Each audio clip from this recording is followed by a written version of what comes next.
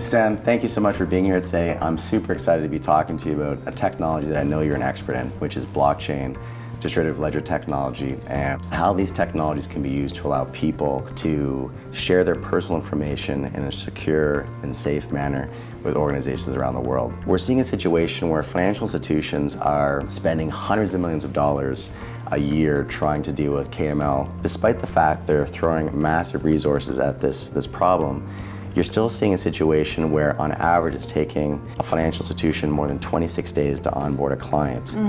Why is the KYC AML compliance function such a massive pain point for organizations despite the fact that they're investing so much money towards trying to fix the problem? So I think a lot of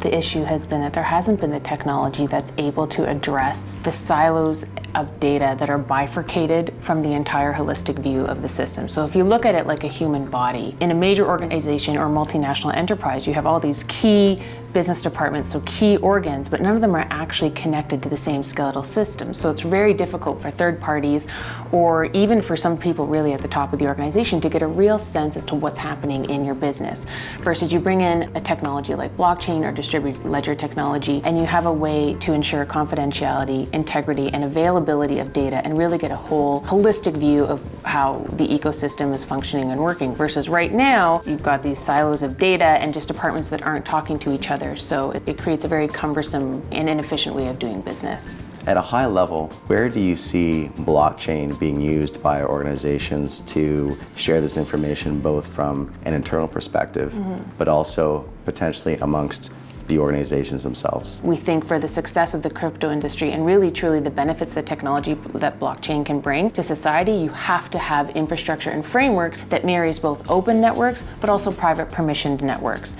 So we've effectively built a technology and the infrastructure for data routing against open and private networks, but also for identity and creating federated identity systems that you can share amongst trusted parties, or share perhaps amongst a party that you might not trust, but you can go to your trusted anchor who might happen to know who you're dealing with and have them attest on that person's behalf. The Shyft Network, we believe that for the success of the industry, the crypto industry, the blockchain network to truly thrive, there needs to be an infrastructure in place that is both relatable to the old way of doing business, but can leverage the benefits and cryptography of the new way of doing business with blockchain technology.